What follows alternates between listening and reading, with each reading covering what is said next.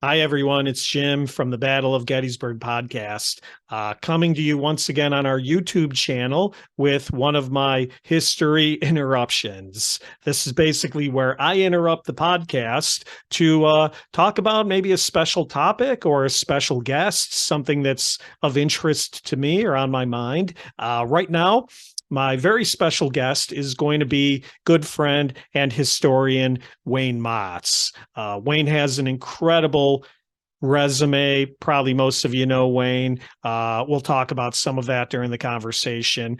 But the reason we're talking today is because Wayne is the co-author with me on the 2015 Savis Beatty book, Pickett's Charge at Gettysburg, that also included some great maps and design work by Steve Stanley. So Wayne and I thought it would be cool to talk about the book. It's just being reprinted and reissued by Savis Beatty, so it's back in circulation again. So Wayne and I thought it would be cool to kind of get together and revisit one of our favorite Gettysburg topics, Pickett's Charge, the July 3rd assault. And we're going to talk about all kinds of stuff. So stay tuned for the conversation, and we hope you enjoy it. Well, Wayne, first of all, welcome aboard, and thanks for wasting an evening with me. Oh, Jim, thank you. I'm honored to be here. And of course, it's not a waste of evening. And Pickett's Charge, is there any other place in the Civil War? No, definitely not. And of course, I should mention up front, I didn't mention it in the intro. Wayne is today the president and CEO of the Gettysburg Foundation. So obviously you have gone on to bigger and better things in the, in the 10 years or so since we first started working on it. But, if you go back to the book, Pickett's Charge at Gettysburg, you want to just sort of kind of share your memories about how and why we kind of got started working on this? Well, we got started working on it, thank heavens, because you took initiative, Jim. It wouldn't be because I took any initiative. I've always said, working with you, what an honor it was, and piecing that together with you has been great. And I love to piddle around, I guess is the best word to describe. But if you remember correctly, you had worked on this. This is things that you wanted to do, and I had contacted you. Hey, I'd love to, work with you on this, and I just asked if that would be something you'd like to do, and you agreed to that. And I was, so this was an initiative that you took. It was the idea you took, and I just really, really appreciate it. And I was happy to just contribute to it and be part of it with you. And I was honored to be able to do that. So the memories I have are us, I think, sitting in the guide office, which we did many weekends, in addition to our regular work that both you and I had. And I think some people think, well, Jim's got all these things he's doing. Well, Jim is working regular jobs, and Wayne is working regular jobs. And then we spend a lot of time on the weekends working on this, and in the evenings talking, and discipline, which you have, which is a good thing. Thank heavens. And I'm always kind of like just piddling around. So I needed direction on that, and I was glad to work with you on these things. Well, my recollection is I started working on the project really through Gary Edelman, and what was at the time, I think the Civil War Preservation Trust, now of course the American Battlefield Trust. And I started putting kind of a Pickett's Charge tour together at Gary's request for what turned out to be their new mobile app.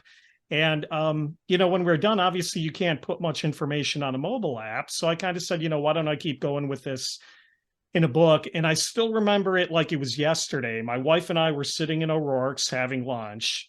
And for anybody who's listening or watching, when Wayne Motts enters an establishment in Gettysburg, it always reminds me of Norm from Cheers. Everybody, Norm, everybody, Wayne, and that's our sense. So this big cry, we're at O'Rourke's, this big cry of Wayne went up in the crowd. We turned around, and Wayne, I think you were coming in with a tour group or something. Could be. And yeah. I said to my wife, what's going to make this book?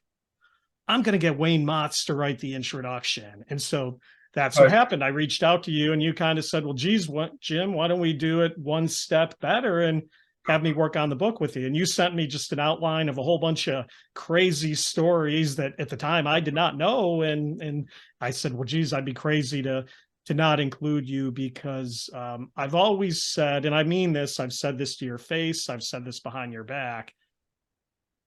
I think you are the country's, if not the world's, foremost authority on this July 3rd charge that we're calling Pickett's charge. I can't think of anybody in the country who is better versed on this topic than you are. And you want to just give everybody a little bit of background? How did that start? Like, how did you get interested, specifically in this as a topic? Well, first of all, I really appreciate that. I'm honored that you said it.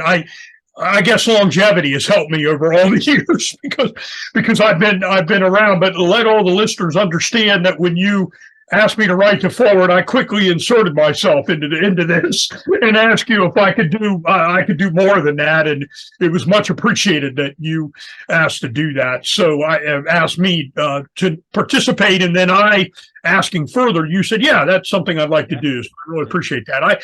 I guess, I've always had interest. I grew up in Central Ohio. My dad used to bring me to Gettysburg as a little boy. All my life, I've been around the battlefield here. And then when I was at Ohio State, I got asked by Blue and the Gray magazine to write a little article when I was like 20 years old. So it'd be my first published article at 21 in 1988. And the assistant editor, Blue and the Gray magazine, a man named Roger Long, he's deceased now, a good friend of my family's. I've known many years, written many things, and at one time assistant editor for Gettysburg magazine as well. Right. And Roger said, Wayne, we can put a little 2 pages aside. You can write a little biographical sketch, pick anybody you want to. And I ended up picking Louis Armstead. I could have picked just about anybody. Now, this is related to the Battle of Gettysburg. They were doing an issue on the 3rd day of the battle. So it was a 3rd day character. And I had been interested in Pickett's charge, but really that said, there's a lot of great stories here. I love a story. And that's sort of the things that I wanted to work on. So my interest of it starts basically a year before I became Battlefield Guide. 36 years ago. On that. And back in those days, you're not Googling things. You went to Ohio State, look at some books, and find out, boy, there's not a lot there. And then you worked on it. And then that was published for the summer issue of Blue and the Gray magazine, 1988, 3rd day of the Battle of Gettysburg. Just a little insert article, biographical sketch on Louis Armstead by Wayne Motts, and why I got interested in that. Okay. Well, that leads to an obvious follow-up. Why Armstead? I guess one of the reasons why is when I did the searches, I just didn't find a lot on him. For somebody interested in Gettysburg, he's a very well-known character. He still sticks out today. And Jim, I think you said to me, I'm not sure I ever correlated it, that Armstead he may be the most monumented Confederate soldier at Gettysburg, period. Yeah, I mean, think about it, yeah. Which I never really thought of. He's got the friend-to-friend Masonic monument that recognizes him. He has a brigade plaque, of course. He has a monument at the Angle. He has a monument out at the Spangler Farm. He's got a separate plaque on the place that he died. You'd be hard-pressed to find at least a Southerner that has more iconography, I guess, than Armstead. So I guess I was kind of shocked there wasn't anything on him. I figured I'd, find a couple biographies on him, and I guess I was just shocked I didn't. And so that kind of led me, I like the undiscovered. The programs I give, I often like to focus on things that people haven't done and look at things. And so for me, that was kind of undiscovered. And let me just say, when we worked on this project together, I never really thought about it, but I was astounded that there wasn't a battlefield guide really on Pickett's charge, sort of like a guide that somebody could carry out there. I would have thought, and it was great that it wasn't done because you and I were working on it, but I guess I just thought I was surprised by that, I guess. So I was led to Armstead because there's just not a lot there, and I was intrigued by that. And were you, obviously 36 years ago, this would have been after the Killer Angels, but before the movie Gettysburg had come out. Had the Killer Angels done anything to pique your interest on him or the topic, or was it just something you've done on your own? And of course, that's a main topic that a lot of folks had interest in. As a novel, it's something that I had read. It got a lot of people interested. That didn't start my interest, although it started a lot of people's interest. But like I said, my background's sort of unique. My family, my dad had been interested in the Civil War, but that certainly propelled these characters. And because Armstead is put down in the novel, movie comes along later.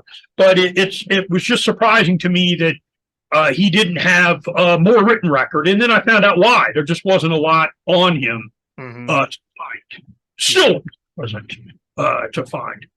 Yeah, so ultimately the interest in Armistead, even before our book, resulted in you publishing a biography on him for the Farnsworth House. So if this was back in the days before we could Google it and there wasn't a lot out there on him, where did your research take you? What did you have to do back then?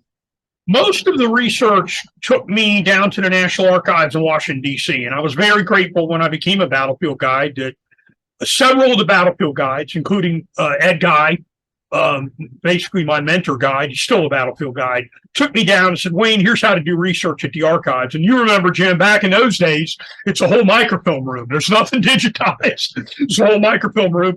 And he took me down and said, here's some things. And I was very interested in the pre-Civil War Army. And I got to talk to some of the archivists that worked there, and they were interested that somebody else had an inquiry that they thought was different. Because they're used to it, and they appreciated that. And so they said, hey, you might want to look at this, this, and this. So most of the material on Armistead came out really out of the National Archives. Where was he during his military career? And luckily for me, he'd been a soldier from the time he was like 22 years old to the time he died at Gettysburg. And the records, were available there. And I got to delve into a lot of records I would think that very few people got to look at. So what did you find out about Armistead that surprised you, that you thought maybe was the biggest wow factor that maybe other people didn't know? What sort of stands out? Well, I mean, some of the things that stand out as the tragedy in his lifetime, the loss of two of his children, the burning up of his family home, just devastating. And, basically a widower twice over by the time he's 38 years old. And if you think about that, what that does to somebody psychologically, I can't even imagine. I've got a daughter myself, grandchildren. I can't imagine what that does to somebody. So I guess I was just taken back. What I later found out in doing this work, as you know, from discovering the things you've discovered, among pre-Civil War Army officers and among Army officers after the Civil War on the frontier or elsewhere, that's not atypical. These people lost family members in huge numbers. They lost spouses in huge numbers. And I just think it's a lot we don't know about. So that was I think a very sobering fact that I learned about the general. There were a lot of things I didn't like about the general. I certainly admired the work that he did.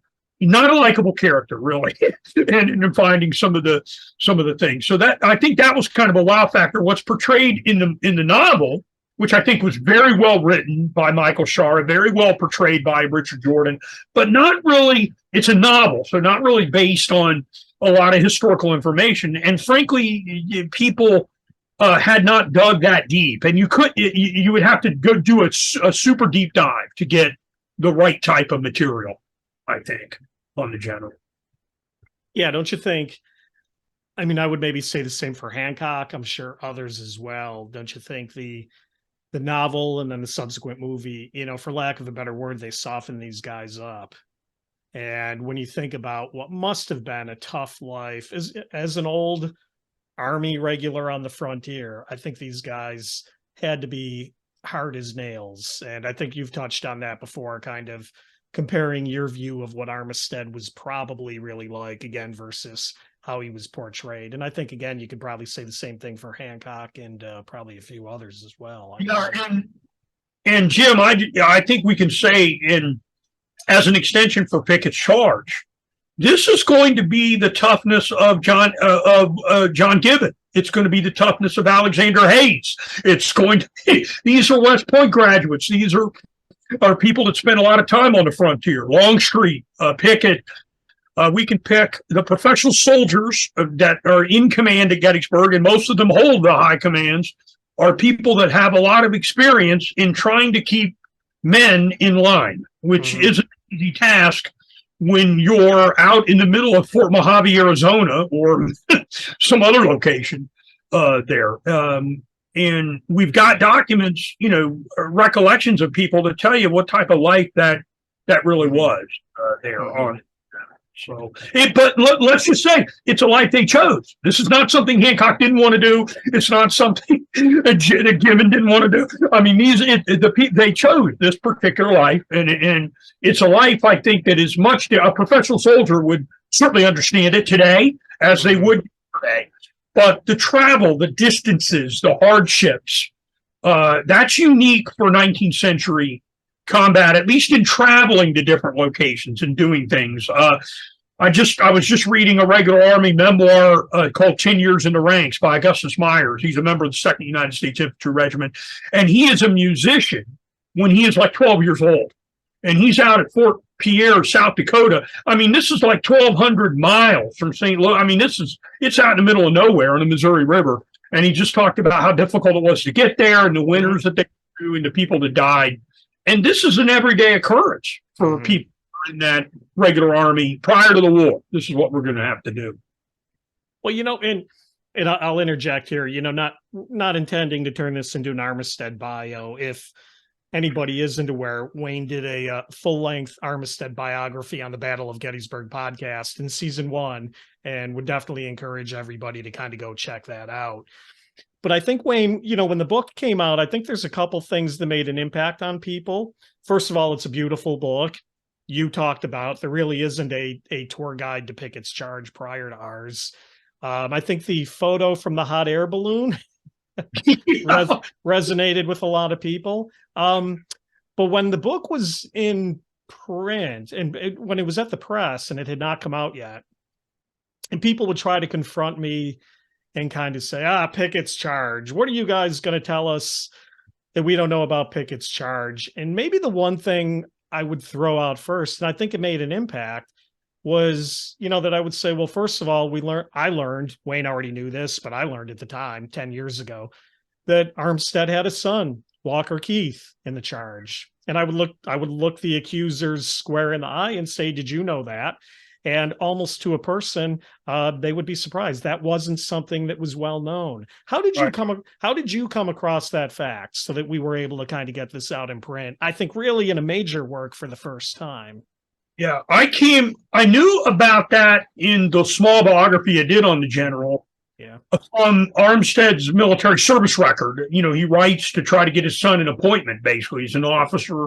So I knew he had a son. I knew his son was at Gettysburg. What I didn't know, which we were able to get for the book, sent to us courtesy of historian Robert Crick, who's the former chief historian of Fredericksburg, Spotsylvania, was an account from a courier of William Nelson Pendleton that basically places Keith Armstead on the battlefield up in front. We knew he was here, but we didn't know, is he really going forward? Is he back there? What is he really doing? This seems to indicate that he actually did go forward for at least part of the assault.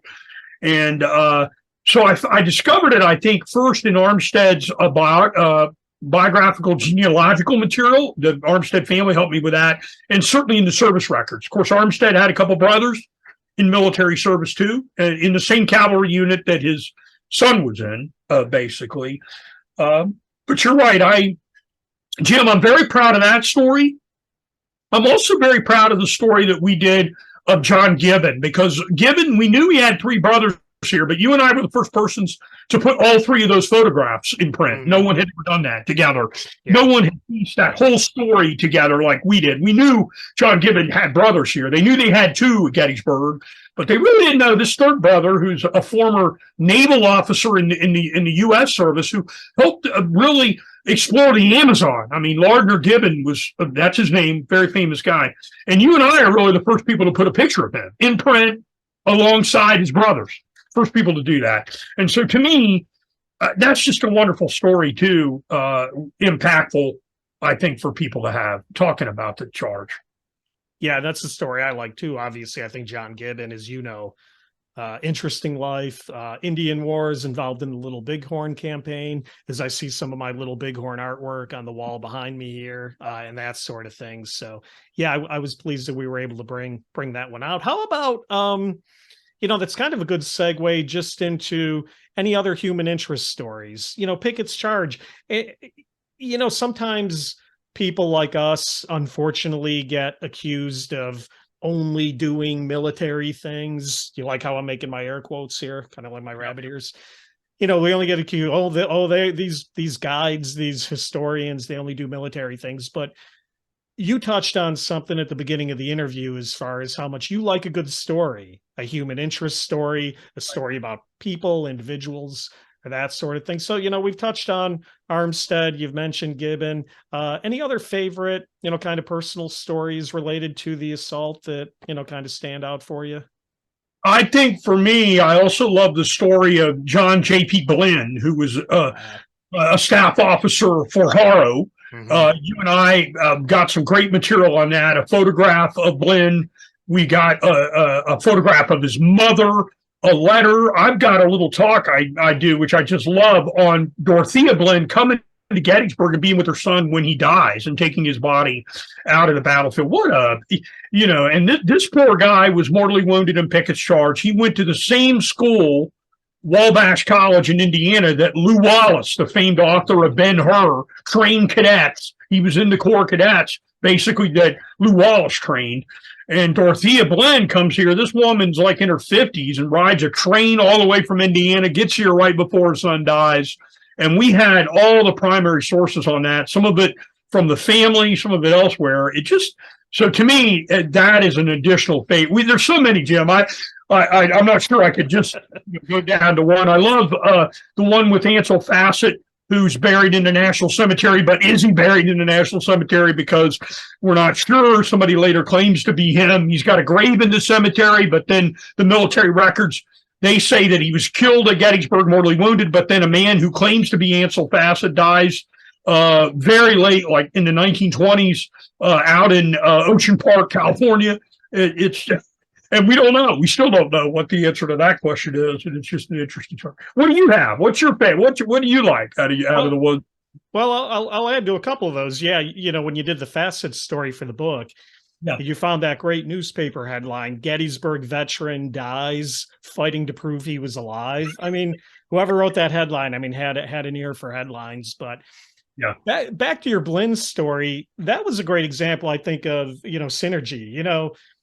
It took about 2.5 years to put the book together, primarily because I had stuff already that I brought, and you had years and years of stuff already that you brought to the table. But the Blinn and the Nickerson story was a great example because you had all this stuff on Blinn. Right. Blinn's friend that he agreed to drink a toast with, Azer Nickerson of the 8th Ohio, I had a lot of stuff on him. Again, going back to my interest in the Indian Wars, he goes out west afterwards, but he's got a crazy story where he is later cashiered from the Army because he falls in love with his wife's dressmaker. And long story, he gets charged with perjury and conduct unbecoming and all of that stuff. And I still remember the day when you brought the Blinn story and you mentioned his friend was Nickerson, and I said, Azer Nickerson, I know this guy. And we were able to make it an even cooler story. So. That was a cool story that had a pre-Civil War, that had a Civil War and then post-Civil War, I should say, connection, and you had all, you're right. I get a kick out of it because people say, Wayne, I got a question about the Army and, the post-Civil War 1875 Army. And I said, you better ask Jim that question. If you want to say 1850, I might be able to answer. But I got too many things in my head. I don't remember anything anymore. My interest typically is the Army prior to the Civil War. Mm-hmm. And I don't know, I'm not trying to put words in your mouth, but I would think your interest is mostly a lot in the post Civil War era. You're interested in Civil War and in the Army in the 1870s. I have a lot of interest in the Army in the 1850s. Mm-hmm. And it's interesting. So we get together on this and we can it's interesting, it's good to have different interests of different things, and working together, two heads are better than one. That's the reason why. Yeah. And I think whether it's our book or then, I subsequently went and worked with Britt on the Peach Orchard book, and people are always trying to pin you down and say, well, what part did Jim write? What part did Wayne write? What part did Britt write? And I say, it's not really about that. It's, when you have a co-author, he or she, you don't know what you don't know. And he or she brings something to the table that you might not know or might not have thought of. And hopefully you do it vice versa. And it makes it hopefully twice as good. And that's really what you try to get out of the collaboration. I guess some of this is difficult for folks to work with other folks. I just enjoyed working with you. I don't think there was ever a time where I thought that something I really wanted in there didn't get in there. I would hope that you thought that something you really wanted didn't get in there. I think we, came out and we said, hey, this is stuff. And we know this could have been a 1,000-page book. We got to work on it. Yeah. Worked on getting it down to where it was. There could have been 8 million more things put on there. But what are you going to, I just, for me, just being able to put that together, I know some people wouldn't like it. For me, it's great strength. And I really appreciate, doing that together. I think the final product speaks volumes on that with everything that's there. Well, that brings up a good point. And you've known me for a long time. Regular listeners of the podcast know sometimes I like to get fired up about stuff, but ultimately we settled on a book title, Pickett's Charge at Gettysburg. That was not my first choice. Obviously we talked about including the Pickett, Pettigrew, Trimble charge. And again, folks, by saying Pickett's Charge, we are not disparaging Pettigrew and Trimble at all. We know as historians, their commands, their sacrifice are integral to the story. But the thing too that kind of irked me a little bit is sometimes people would kind of look at the cover of this book and go, oh, it's all Confederate. It's all the Confederate story again. A good half of that book, I mean, it's almost literally half of the book, is devoted to the Union defense. And as you said, ultimately we ended it because we were kind of out of space. Ted Savas was kind of at the point where it was like, look, guys, if you keep adding stuff, this is going to be $50, and people aren't going to buy it, kind of thing. But we devoted a lot to the Union defense, and I'm proud of that. I think, and Jim, I think that's like a misconception that people may have about the book. There's misconceptions, and you and I may want to talk about those of Pickett's Charge. But one conception to the book maybe is that people think we didn't spend enough time on. Listen, if you're a fan of the Union Army, if you think the Union Army did a great defense, which we think they did, you're not going to be disappointed picking this up. There's going to be plenty in there for you. And I think, we always think of Pickett's Charge, not the Union defense. This book has both of that in there. And I mean, you hit a good segue right on the head there. A couple thoughts. Well, why don't we talk about the Union defense first, and then we'll come back to myths and misconceptions, because you and I encountered a lot of them on the lecture circuit, afterwards. But the Union defense, is a seasoned historian. In your view, what does the Army of the Potomac do well on July 3rd? I think they do well. And, I think we can thank Henry Hunt. Hancock would certainly disagree. But first of all, we can start with, let's conserve ammunition and wait for these guys to get something that we can deal with over there. And then we're going to beat the crap out of them when they start across there. Certainly if you're Henry Hunt, you've got a lot of reasons to want to conserve ammunition, use that artillery, coordinate it together, which I think is exceptionally done on the side. Whether we believe or not that Meade went to Gibbon and told him that we could expect an assault in the front, we think that center of the Union line was prepared. There were troops there. There was artillery there. It was a prepared defense and a pretty good one. And overall, we know that the Union Army won, right? I mean, so we know what was there was repulsed.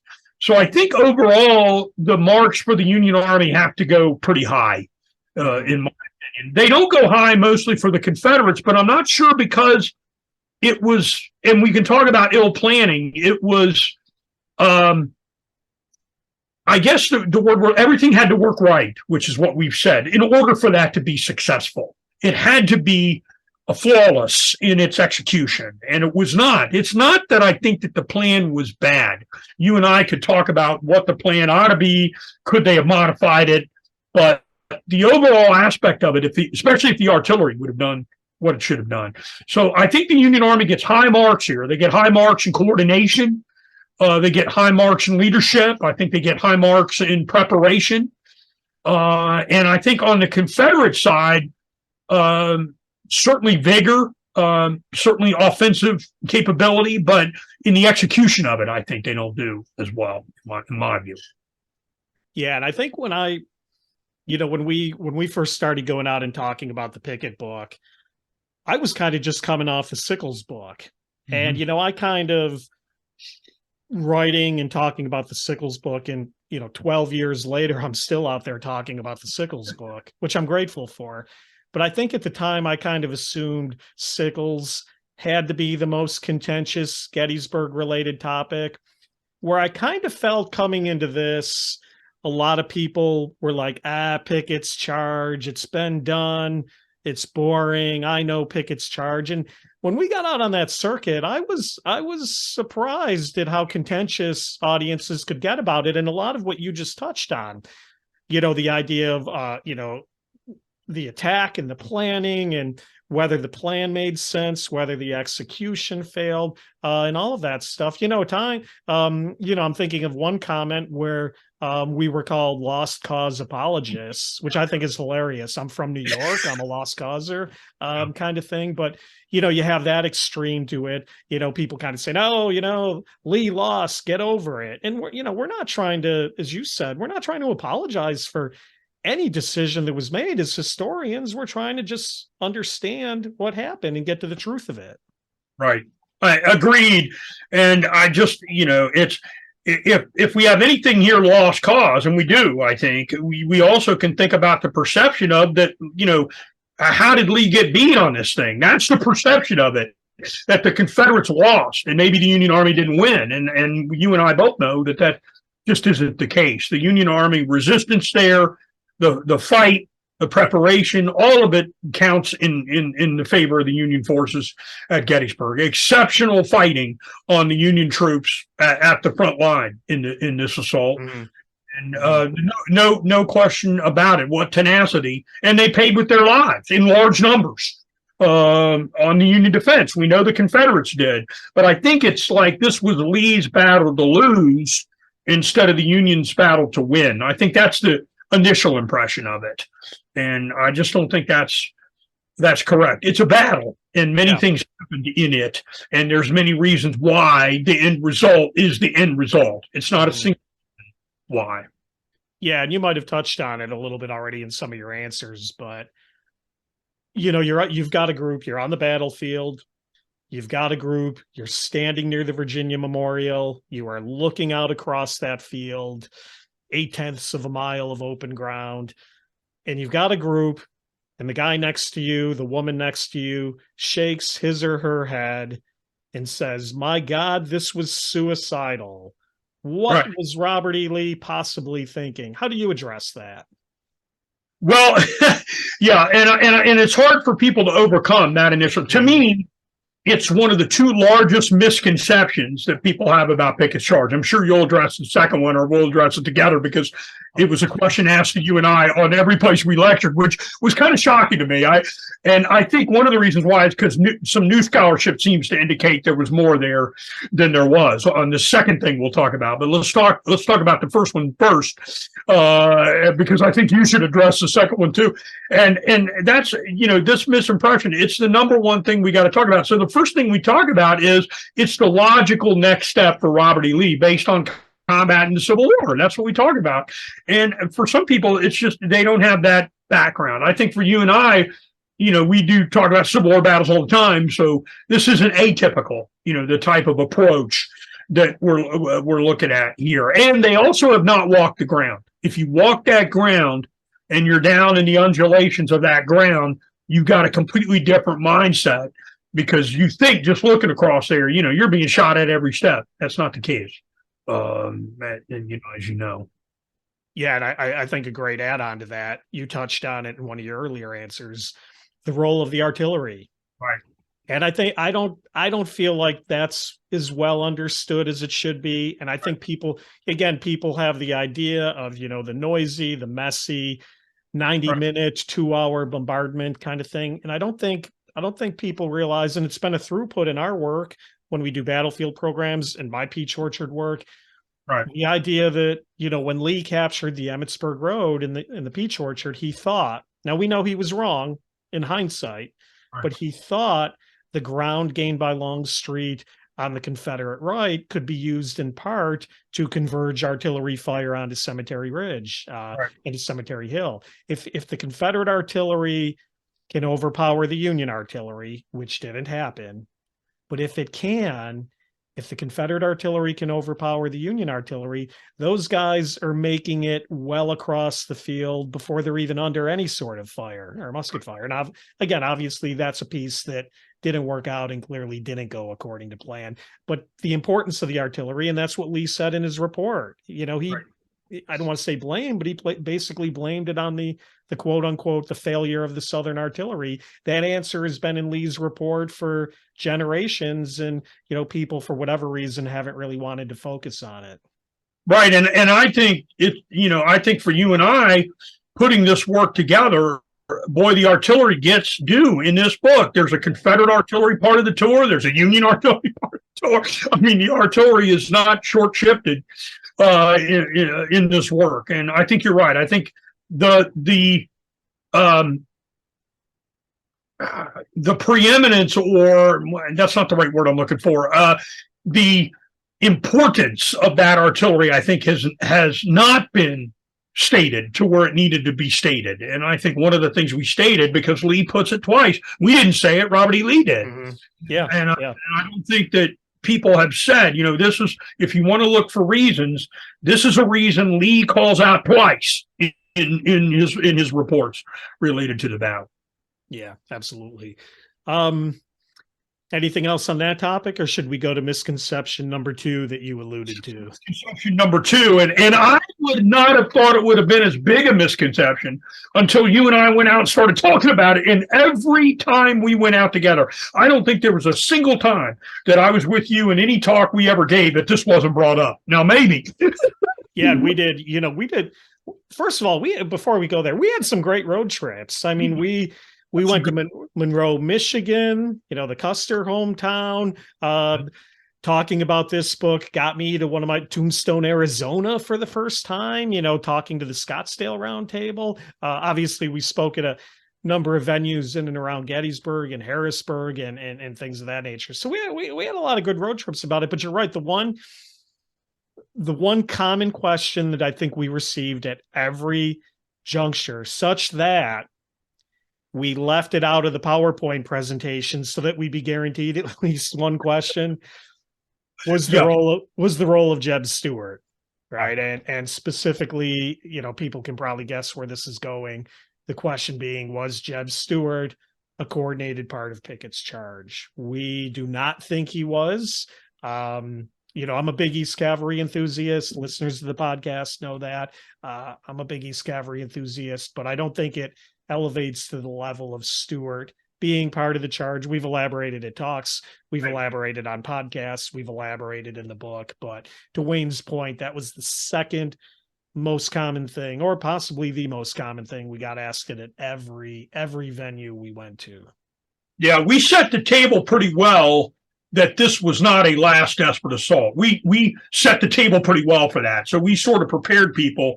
That's not what we think it is. On the Stuart thing, it just was interesting that we got that. And there's just no direct evidence of it, as you pointed out. We don't have any written statement, written reports, direct evidence. We're historians. That's what we're looking for. We're not looking for what somebody's thoughts are or what somebody should have done, or we're trying to look at this. And it just isn't there. And I know a lot of people want to put it there, but I just don't see, I don't think, any good evidence to put that together. And I guess I didn't realize, I was just shocked every time we went out. There wasn't a single time we went out. And you went out and talked about Pickett's charge by yourself. I know I went out and talked about it by myself. I know every time we were together. And of course, we all the time, even when you were, I'm sure, by yourself or me, it may have been the number one question asked for any presentation for Pickett's charge. That I know I did, and I'm sure it's probably up for you, but it's just the whole perception of that. And I would say 25 years ago, that wasn't as big a deal. Tom Carnhart's book, when he talked about, I think that's one of the reasons why, when he talks about Stuart coming around, he believes that some of that's coordinated. Some newer publications try to indicate that, and they can try. I just don't think there's evidence there, in my view. Yeah, interesting. And I've been a guide for 20 years, so obviously 25 or 30 years ago goes beyond my purview a little bit, so I'll take your word for it on that. But even 20 years, do you think you get those questions that you got 20 years ago? Do you think even 20 years ago you got? I'm not. I think, but I'd have to go back and look. I mean, I think if we're going to kind of pin a lot of the modern spin on Carhart, I'm pretty sure Carhart's book had already come out by that time.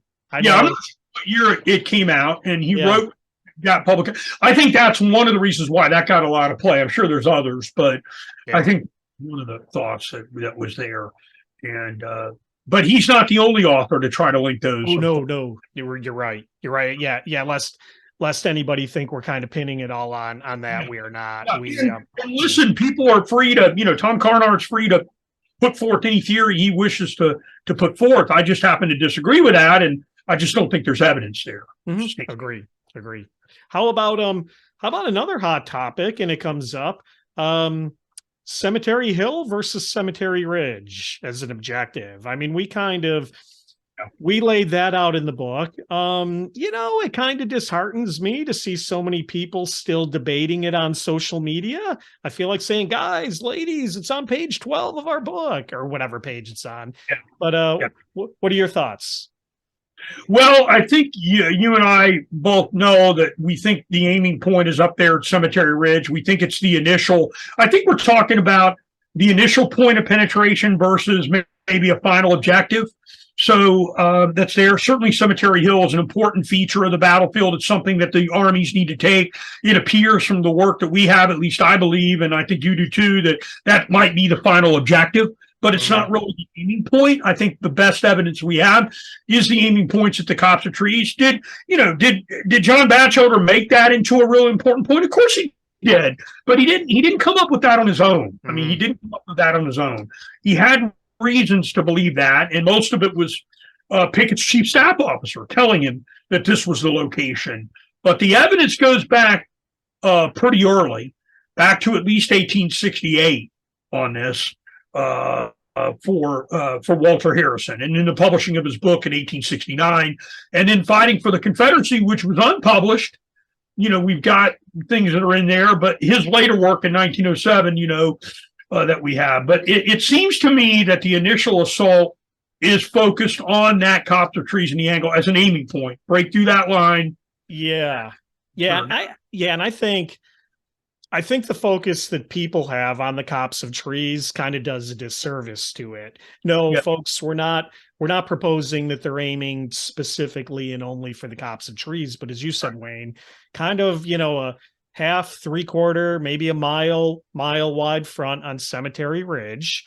They are trying to pierce the Union lines at that point. And then, yes, as an objective, turning towards Cemetery Hill. In addition to the accounts, and we provide accounts that we think support that notion, the thing too is look at how Longstreet deploys the troops. Right? He puts the depth and the weight of the attack against the troops that are headed towards that what we know today is the Angle high watermark area. That is where Longstreet directs and stacks the guys. If they're going to Cemetery Hill, why don't you have everybody over on the left? Why, there's so many things you could look at, and we have looked at that don't support it. And, the idea that firing kind of compresses the flanks and directs everybody off course. Again, that's not consistent with how Longstreet places the troops. And that's the piece nobody ever looks at. People just say, well, so-and-so said this in 1870, so-and-so said this in 1880. Look at how the troops are deployed on the field. And I think that tells you where the attack is directed. Yeah. And to me, there's no question, if you want to take Burkett Fry's account from the Southern Historical Papers, that Archer's brigade under Burkett Fry's, the brigade of direction, everybody's got to be wrong. Everybody, if the Ziegler's Grove or some part of Cemetery Hill is correct, everybody else has got to be wrong. Guys are marching across there. It doesn't look like defenses are a major determining factor in moving the troops. Do they problems, people going over them, but people aren't walking around them or changing their whole direction because of them. And I think that when you put all these pieces together, you come up with what we have today. I guess people think that just because it's traditional, it's got to be wrong. And that's not the way I see it. And I think, I think personally, I think Armstead Long sums it up best. Right. Cemetery Ridge, cut them in half, and then we turn our attention towards Cemetery Hill. I think that's the scenario that can make everybody happy. And again, we think it's consistent with what happens on the field. Right. Yeah, you cut off the Tawnytown Road, you've got real problems. You start cutting off the Baltimore Pike. You think about what's back there, especially for avenues of escape. You're going to bottle up a bunch of people if you're able to be successful there in the Confederate line. Remember, Longstreet, writing in Battles and Leaders, mentions, I took Pickett, showed him where to shelter his men, showed him how to move to the target, and showed him where the target was. I mean, so there was a target to hitting this line. He didn't have a bunch of people march and just say, by the way, we're going to just hit somewhere over there. Yeah, yeah. It was a point of impact that the troops were told, or at least the senior command, some of them were told.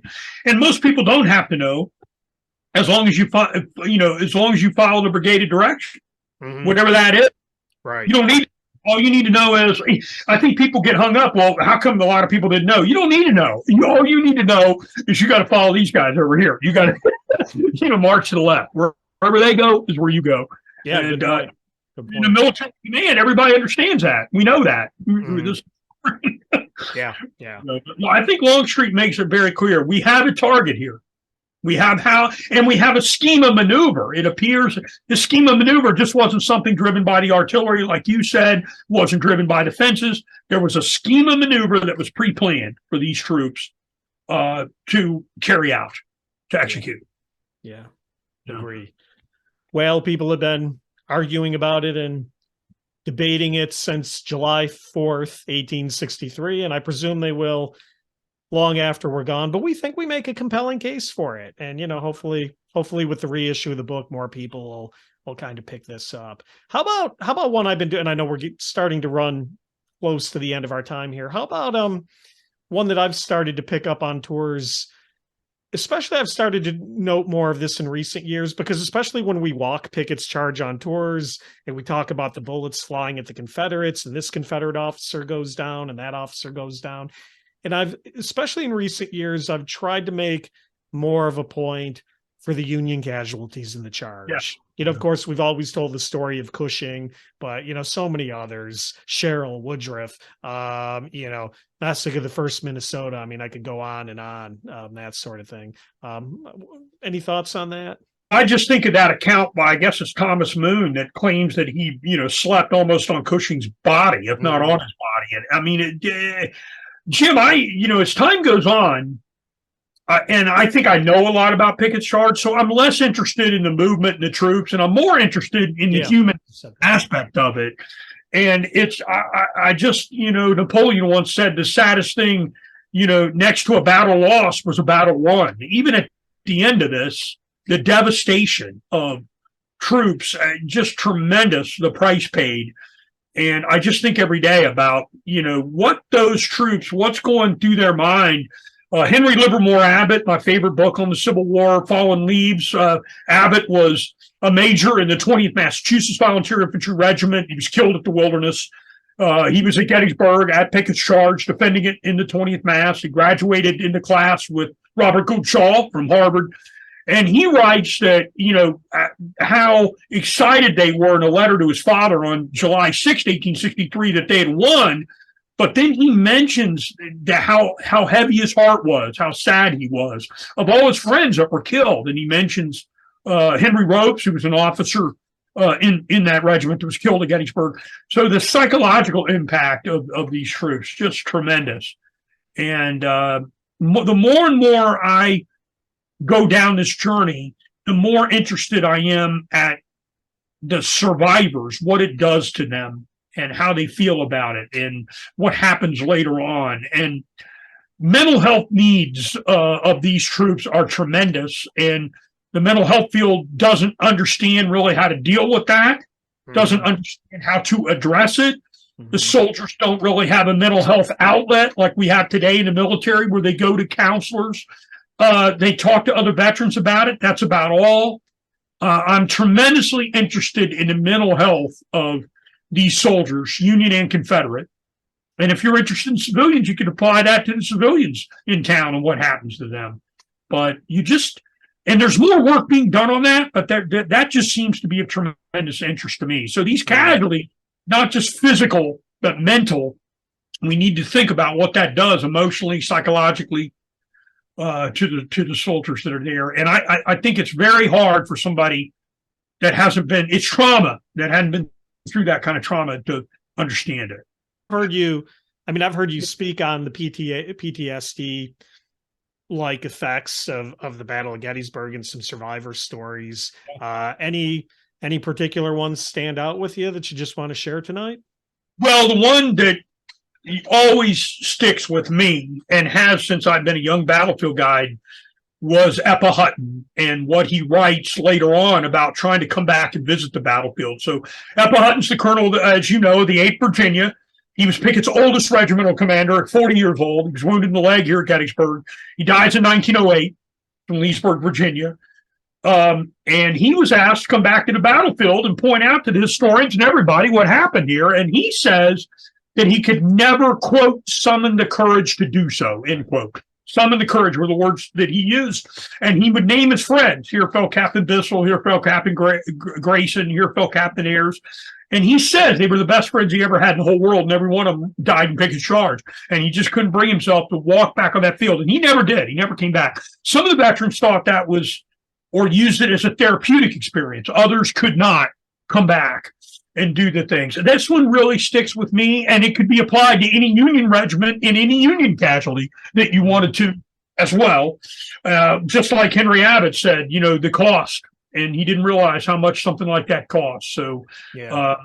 But the one with Eppa Hutton always sticks with me. And every time I give a tour of Pickett's charge, I try, to convey that, because there are people that made that charge in the 50 minutes it lasted in 1863 and irrevocably changed their life psychologically, physically, and some of them could never come to terms with that. And I think that's hard for a lot of people to understand. Oh, it's over. We'll just move on. Mm-hmm. Not over. In the minds of the survivors, and their circle of friends just keeps getting smaller. On these Union and Confederate, doesn't matter who you are, that number gets smaller for there. So, well, you touched on something there. So, obviously, Eppa Hutton never wanted to come back. We've come back many times, and we have an advantage that most of these individuals don't have, and that we have walked the charge many, many times, leading tours and things of that nature. Obviously, nobody's shooting at us, which is also a great advantage. Any estimates or guesstimates on how many times you've done it? Oh my gosh, I've said in my career, I've walked it multiple thousands of times. I'm not sure I've walked it multiple thousands of times. Certainly over 1,000 times, I think, easily on the ground that was there. And I used to, when I did a lot of full-time tours, which I don't do much anymore, many of them were car tours or other type tours. They weren't necessarily walking tours. But in my lifetime, I've walked Pickett's charge many times. I've walked it from all angles. I've walked it from every regiment. I've walked the entire Union defense and covered all those regiments. And it never ceases to move me, or it never ceases to not kindle. It rekindles a lot of the sense of what it is and how important it is for us to tell these stories. And maybe somebody would say, well, you're only talking about the veterans, you're only talking about this, or why did you only walk the Confederate line, you didn't walk the Union line? Because that's what we were requested to do as part of the tour. It didn't mean we didn't want to do the others, or we didn't do it in our time. Whatever we get requested to do is what we do. Mm-hmm. And I'm happy to cater that toward anybody's needs. And you have it too, Jim. On it. I've walked with it with many veterans. I've walked it with George Pickett V. I've walked it with James Longstreet's relative, Isaac Trimble's relative, Armstead's relatives. I've done that, and those are special experiences, as you know, when you get to take somebody out that had a relative on the battlefield or a Union. That's there.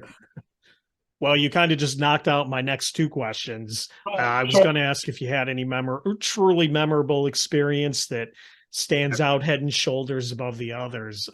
Any that you didn't mention, or does doing it with a Longstreet and a Pickett kind of cover it? The one without a doubt that I had, yeah, I get broken up even thinking about it today. I had a group of people that wanted to walk Pickett's Charge. I said I would do it. And I didn't realize until we really were out there that one of the men walking with us was a double amputee from Vietnam. This guy lost both his legs in Vietnam. And he said to me, you know, Wayne, I'm going to walk this. I don't care what it takes. I'm going to do this. And he's got two prosthesis legs walking Pickett's Charge, trying to get over a fence that we had, not walking through some hole. Right. And I just thought about him climbing over this fence and the effort he made. And he just said, I want to feel what it's like to be in the shoes of these soldiers. And here's a guy that had been in the shoes of a soldier. He was a soldier, suffered his own wounds. And now he's, repeating that over 100 and some years later. And by far, it's all the relatives I had, those were important tours for me. But this one just really said, this man wanted to connect. He had been a soldier on a battlefield. He wanted to connect to other soldiers on the battlefield. And he didn't have to do that. He could have said, I'm not doing that, or psychological. And so to me, it just, and I've used it. One of the groups friends of mine I've had for many years, they laugh because one time the weather was really bad. And they said, we don't know if we want to walk it. And I told them this story and they said, all right, everybody get out. Now Wayne says, we got to go. I kind of made him feel bad. Listen, this double amputee guy is walking Pickett's Charge. A veteran, and the least you can do to try to put yourself in the shoes of these soldiers is either walk the Union defense, walk the whole thing, or walk that attack. Pick any unit you want, connection to it, and do it. Stand there with the artillery batteries and feel what it was like to be there at any one of these places. And we shouldn't forget, these civilians in their homes, they got to move out. What a tremendous, we haven't even covered that here because that's for an entirely different podcast, but we've got to understand what happens to Gettysburg, to the people that are here as well, on top of all that. All right. Well, you've just committed to coming back to talk about that topic too. So, all right. How about July 3rd, 2013, the 150th anniversary of Pickett's Charge. So as fate would have it, you and I were asked by a media provider to do kind of what I'll call play-by-play of the charge from Cemetery Ridge, but the National Park Service had arranged a massive rewalk of Pickett's Charge, and people could choose who they wanted to walk with, or they could go on the Union side and kind of portray the defense.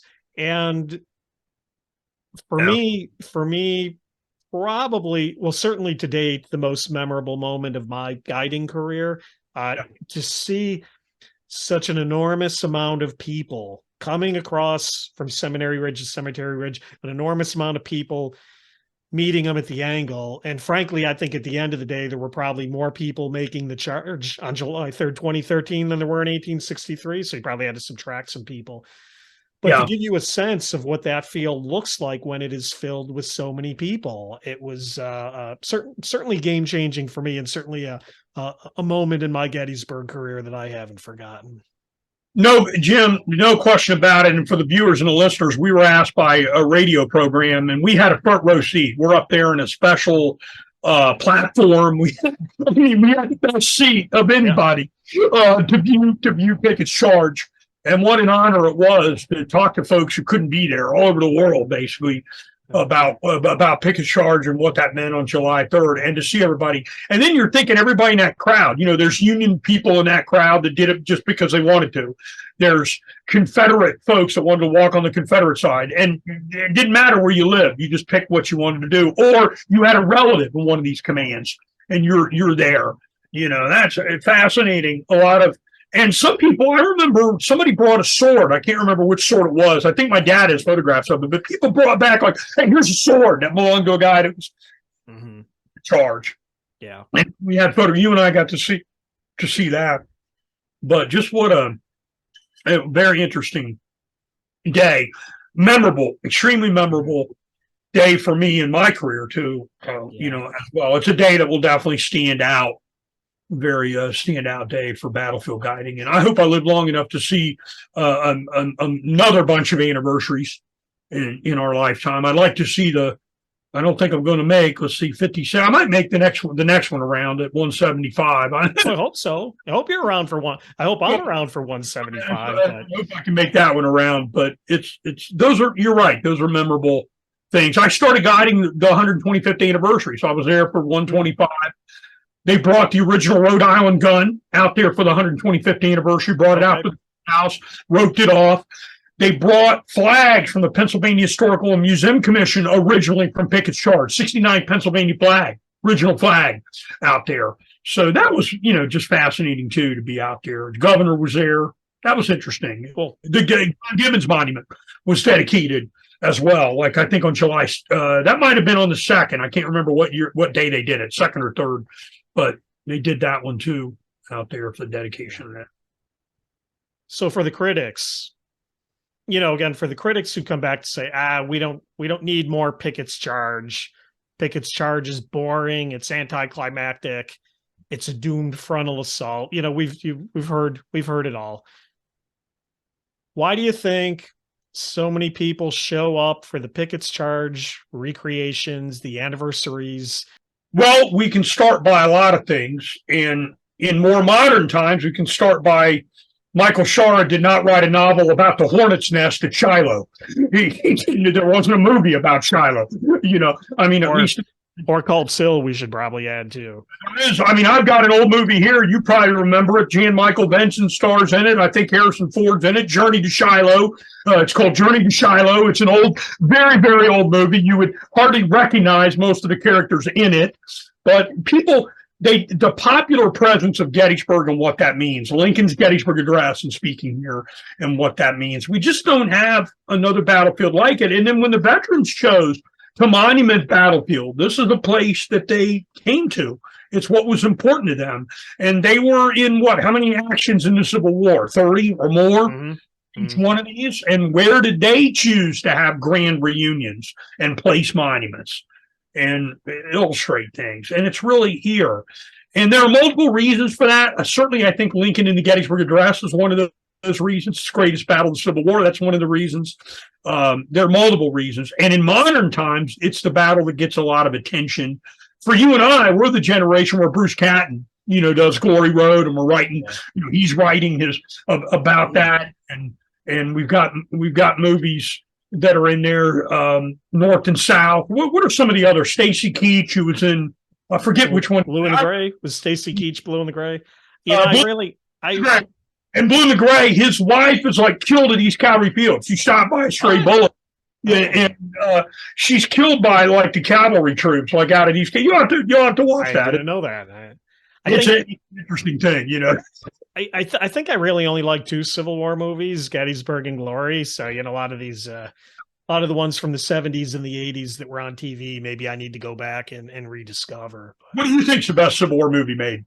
What do you think? Well, I'm going to say Gettysburg, and I know obviously there's strengths and weaknesses with that, but certainly no Gettysburg movie has had I think a bigger impact on me personally or on so many other people.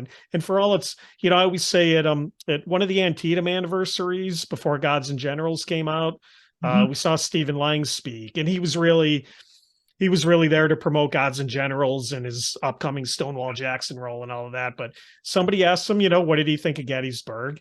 And he said something like, in his Stephen Lang voice, he said, I love Gettysburg like a big sloppy dog. Well, then the next guy raised his hand and said, Mr. Lang, what do you mean by a sloppy dog? And he pauses and he goes, Longstreet's beard.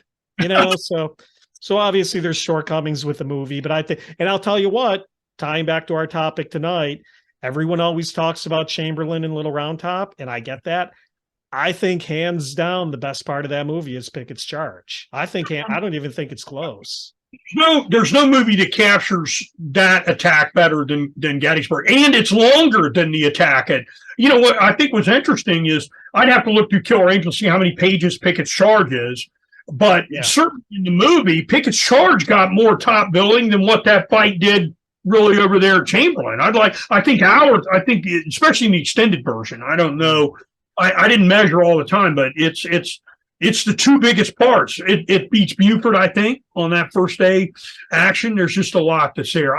Gettysburg, I love that movie. It gets people interested. There's no question about it.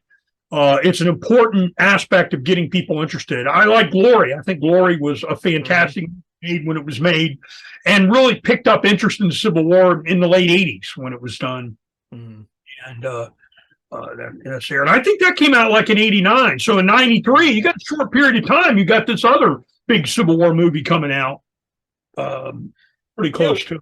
We talked about on the podcast, that was a great period. You got Glory, you got Gettysburg, Last of the Mohicans, Tombstone, Saving Private Ryan comes a few years later on, but that was really, really a glory period for historical epic movies. And, I don't know that we will ever see anything like that again in our lifetimes, whether it's because of the cost or the popularity of the topics or the fact that many of these do not do well at the box office, which is a shame because go back to the early to mid 90s and there's some great history movies made. So kind of going back to where I was trying to go with the last question, but why Pickett's charge? Why is Pickett's charge, or we haven't said it enough, the Pickett-Pettigrew-Trimble charge? Why is the Pickett-Pettigrew-Trimble charge a defining moment in the Battle of Gettysburg for you, or why do you think in general we should continue to focus on it as a significant moment? Well, I think, I've said to you that I always believed that when Lee went to bed on the evening of July 2nd, he had the ability to make an attack against the Union forces. And when he goes to bed on July 3rd, he doesn't have that. So in my view, clearly the third day is the turning point of the battle. Agreed. I wouldn't say it's the most important day, that we could define what that is, but clearly it's where the balance goes out of the favor of the Confederates, who are the aggressors, the attackers, the people that are on the offensive, and into the defenders there. And when Robert E. Lee gets up on the morning of July 4th, I mean, he can wait there for Meade to hit him, but he's not going to conduct any type of offensive operation. The tempo of the battle, the offensive maneuvers for the Union Army, or for the Confederates, are out of Lee's hands now, and now in the Union Army. And for me, that really is the defining factor. And whether Chamberlain wins or loses, and we could say, if he lost, something would happen. But when the armies go to bed on July 2nd, Lee still has options. And he really doesn't, I think, on the third day of the battle. For me, that makes it the reason why people are looking at the third day. Why is Pickett's charge something we still need to look at? Why is it something we still need to study? It's the defining moment when Lee has to make now the choice to retreat. And he doesn't do that on the evening of day 2. Doesn't have to. But I don't think he's got any choice on the morning of July 4th, on the evening of July 3rd. Yeah, so again, folks, the book, Pickett's Charge at Gettysburg, co-written by Wayne and myself. It's published by Savas Beatty. Came out in 2015, but it's just been re-released in a reprinting. Beautiful maps and physical design by Steve Stanley, who is the map maker for the American Battlefield Trust. I mean, made the book look great. Something that we're very proud of, and we hope you all will check it out. So Wayne, before we go, as I said at the outset, you've moved on. You've since become president and CEO of the Gettysburg Foundation. What are you, either personally or professionally, what are you working on these days? Anything exciting? Anything that's got you fired up? Well, of course, I have a lot of times I love doing the presentations for the foundation, and I've inserted myself there just like I did with you, Jim. It's like, hey, we're having spring muster, I'd like to do something. We're having a fall muster, I'd like to do something. So I love to do some programs when I'm able to. Very busy in doing this. And on my own time, as you know, I have projects related to the U.S. Regular Army. I love researching them. I've done quite a lot of that. And as time goes on, someday when I get retired, I'll have projects that I like to do. The Gettysburg Foundation, a wonderful place to work, a great place to partner with the Gettysburg National Park and Eisenhower National Historic Site. And I'm just honored to be there helping out. And this is a place I care about so much. And now they've honored me with allowing me to be the leader of that group that helps to preserve and educate people about that battlefield, supporting the park. And I just can't think of a better thing. You know what I mean? I'm just in a really great position.